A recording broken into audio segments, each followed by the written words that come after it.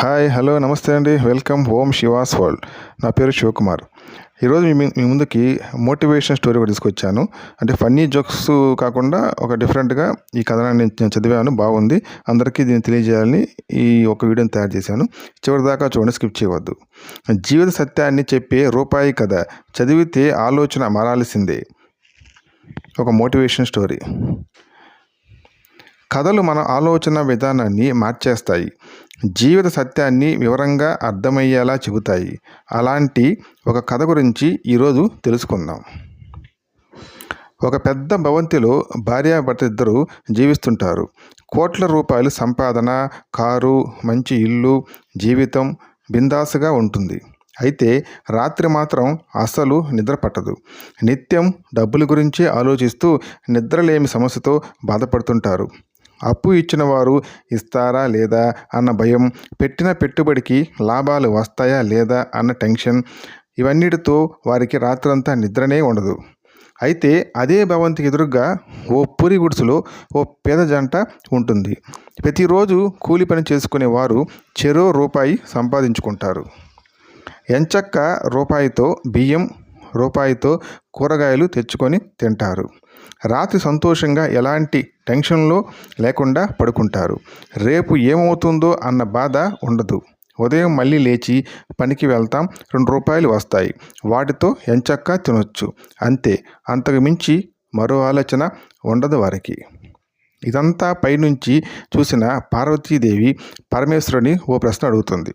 అదేంటి స్వామి, అంత సంపాదన ఉన్న ఆ జంట నిద్ర లేకుండా అలా ఇబ్బంది పడుతున్నారు?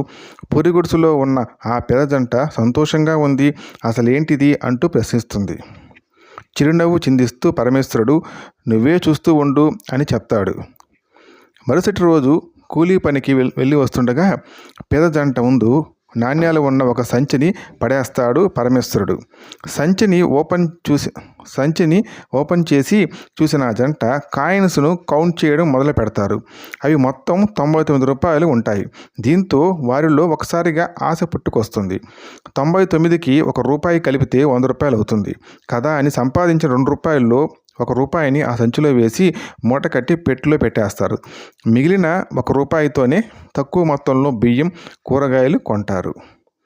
రోజు తినేదానికంటే తక్కువ మొత్తంలో తినడం, ఆ 100 రూపాయలతో ఏం చేయాలి, వాటిని 200 ఎలా చేయాలన్న ఆలోచనతో ఆ పేద జంట ఆలోచించడం మొదలు పెడుతుంది.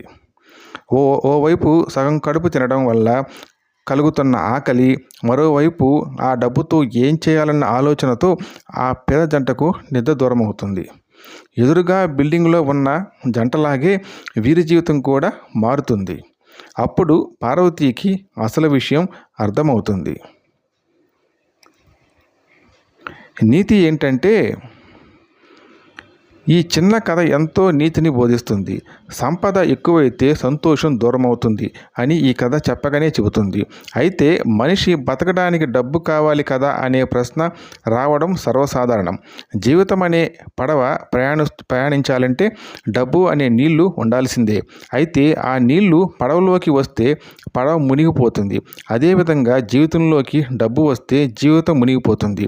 అందుకే డబ్బు మన అవసరాలను తీర్చాలి తప్ప మన జీవితాన్ని శాసించకూడదు. ఈ చిన్న విషయాన్ని అర్థం చేసుకుంటే అంతా సంతోషమే. So please subscribe and like my channel Om Shiva's world for upcoming videos. Please subscribe and share this channel. Please subscribe. Thanks for watching. Thank you.